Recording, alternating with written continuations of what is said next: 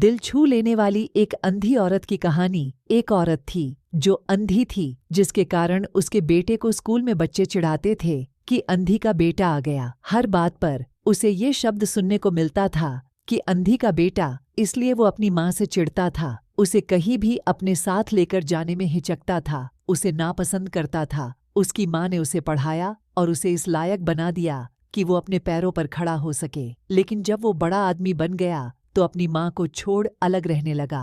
एक दिन एक बूढ़ी औरत उसके घर आई और गार्ड से बोली, मुझे तुम्हारे साहब से मिलना है। जब गार्ड ने अपने मालिक से बोल तो मालिक ने कहा कि बोल दो, मैं अभी घर पर नहीं हूँ। गार्ड ने जब बुढ़िया से बोला कि वो अभी नहीं है, वो वहां से चली गई।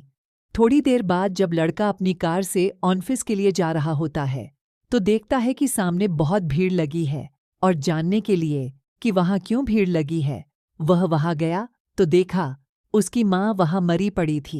उसने देखा कि उसकी मुट्ठी में कुछ है।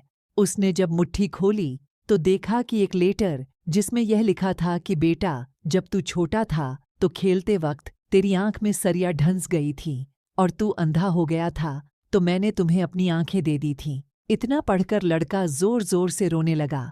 उसकी माँ उसके पास नहीं आ सकती थी। दोस्तों, वक्त रहते ही लोगों की वैल्यू करना सीखो।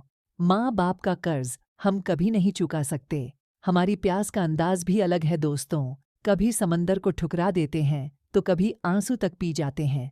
बैठना भाइयों के बीच, चाहे बैर ही क्यों ना हो, और खाना माँ के हाथ से ही खाना, चाहे जहर ही क्यों ना हो।